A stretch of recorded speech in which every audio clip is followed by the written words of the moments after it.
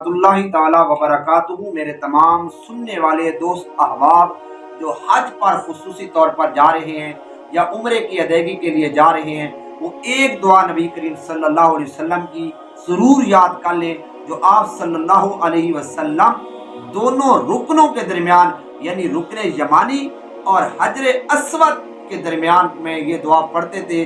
یہ حضرت عبداللہ بن صائب رضی اللہ تعالیٰ عنہ فرماتے ہیں کہ میں نے نبی کریم صلی اللہ علیہ وسلم کو یہ پڑھتے ہوئے سنا ہے، اور وہ دعا یہ تھی: ربنا آتنا فی الدنیا حسنۃ وفی الآخرۃ حسنۃ وقنا عذاب النار۔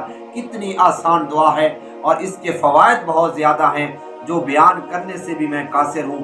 بس اسی الفاظ کے ساتھ آپ اس دعا کو یاد کرتے رہیں اور اللہ سے مانگتے رہیں۔